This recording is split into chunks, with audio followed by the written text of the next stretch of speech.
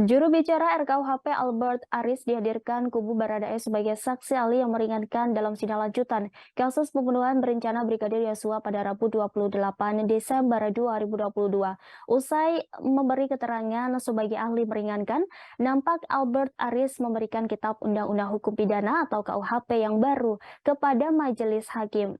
Mulanya hakim berterima kasih atas kesaksian Albert hari ini. Kemudian Albert tiba-tiba beranjak dari kursi saksi dan menyebut akan menyerahkan dokumen ke hadapan majelis hakim. Dokumen KUHP baru itu diberikan kepada Ketua Majelis Hakim Wahyu Iman Santoso. Albert beranjak dari kursinya untuk menyerahkan dokumen KUHP baru dengan cover berwarna merah itu kepada Ketua Majelis Hakim. Momen ini mengundang tawa lepas seluruh peserta sidang terkhusus hakim dan juga jaksa penuntut umum. Dalam candaannya, hakim mengatakan bahwa Ali memberikan RKUHP padanya. Lantas ucapan hakim ini disambut gelak tawa oleh JPU. Sementara itu, Albert ditemui selepas persidangan. Ia mengungkap alasannya mau menjadi ahli meringankan untuk Richard secara sukarela. Sebagai praktisi hukum, Albert mengaku sisi kemanusiaannya tergerak melihat Barada yang mengakui kesalahannya selama persidangan kasus pembunuhan berencana terhadap Brigadir J. Sementara itu, penasihat hukum Baradae Roni Talapesi juga mengungkapkan alasan meminta 1 dari 11 orang yang merumuskan KUHP yang baru disahkan itu untuk menjadi saksi meringankan untuk kliennya. Menurut Roni, ia mengetahui Albert setelah membaca artikel harian Kompas. Setelah itu, Roni berusaha menghubungi dan meminta Albert untuk menjadi saksi the charge atau ahli meringankan Baradae.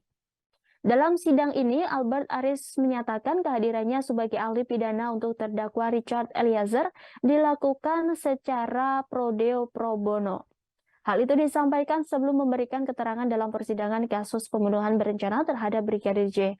Dalam keterangannya, Albert mengungkapkan bahwa dalam Kitab Undang-Undang Hukum Pidana yang baru disahkan DPR dijelaskan bahwa seseorang melakukan perbuatan yang dilarang karena perintah jabatan tidak akan dipidana. Mulanya penasihat hukum Richard Eliezer Roni Talapesi dalam persidangan bertanya kepada Aris sebagai salah satu anggota tim pembahasan dan sosialisasi RKUHP.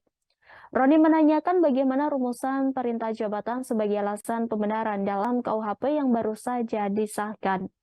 Aris menjawab pertanyaan tersebut bahwa rumus dari pasal 51 itu mengatakan tidak dipidana atas suatu perbuatan. Di kemiliteran atau di kepolisian. Jadi hubungannya bukan soal bagaimana caranya memberikan itu. Nah, silakan saudara penuntut umum ditanggapi di surat tuntutan maupun terima sedikit lagi yang mulia ini Pak, yang mulia.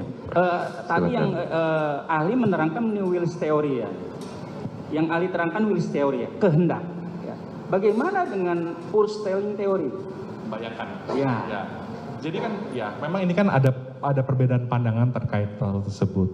Tapi memang karena ini juga dilihat oleh publik ya, kita mungkin hindari penggunaan bahasa-bahasa yang membuat publik tidak mengerti. Tetapi gini, kalau berbicara tentang membayangkan dan tadi bisa dia mempunyai kehendak atau tidak, itu sekali lagi perlu diuji dengan alat bantu ahli yang lain. Tentu saya tidak bisa menerangkan dari sisi psikologis penuntut umum. Terima kasih. Oke, cukup ya? Cukup.